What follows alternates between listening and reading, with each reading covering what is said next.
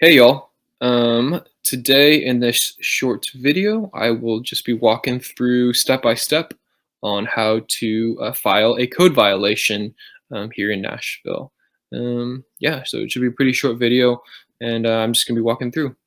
So the first thing you're gonna want to do is jump onto hub.nashville.gov. This is where you'll be able to file these code violations. So that is hub.nashville.gov. All right, so if you are on this page, you are right here, and there's a bunch of different options. If you are a renter in Nashville and you want to file this code violation, the thing you're going to want to click on is over here on the right side of the page. It's called Property Violations.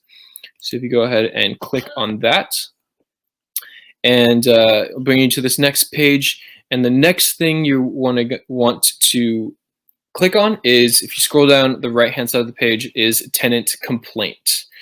Go ahead and click on that, and that should bring you to this page that says Tenant Complaint right here. And then on the right hand side of the page again, it'll say Start New Request. So this right here is, yeah, just click on that.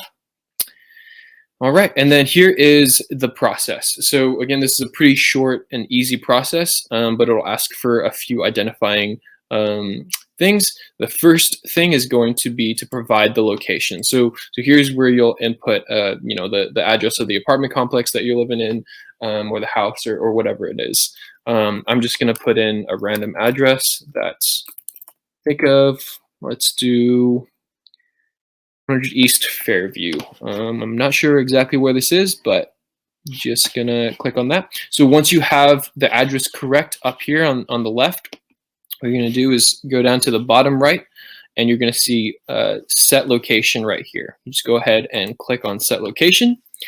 All right, and this next page is really simply providing the details and the documentation of what is wrong. So I'm just going to come up with something that we've seen. It's a big issue. I'm going to say there's a lot of overflow of trash. So I'm going to go ahead and just give a brief explanation right here in this first section.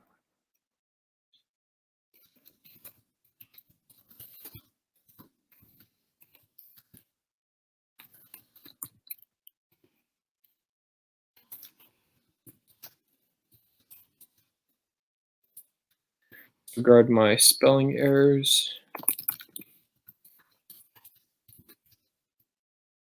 Yeah, and it is helpful to give specifics, right? So if you say, we have two different areas for our trash, and both of them are always overflowed, and there's always 10 bags of trash sitting against the dumpster. That kind of information is very helpful. So you go ahead and fill out that section. The next section is to provide a name and a phone number for a point of contact, who can give the inspector who might show up a tour of the residence.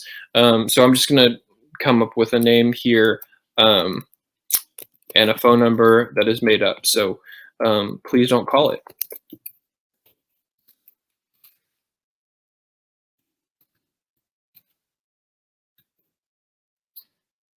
Right, and then so once you're done with those two sections, the last section is your ability to upload any files. So here's if you have any pictures of damage, or of, for example, if it's overflowing trash, if you have pictures of that, that's great. This is exactly where you're going to want to put that. And also if you have any documents. So as an example, if you send an email to the property manager 2 months ago to fix some issue with your apartment, and you have documentation in that email that says, it was sent, February 2nd.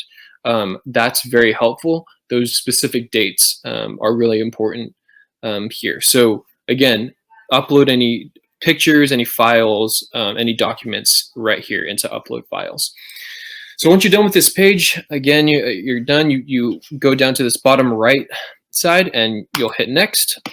And then this is the last page of the filing. And since this is an example, I'm not going to fill this out, but you can create an account here. And this account will be where you log back into when you have future filings. If you want to come back to check up and check in on these filings. But yeah, this is the last page for that. A couple things to keep in mind while you're filing.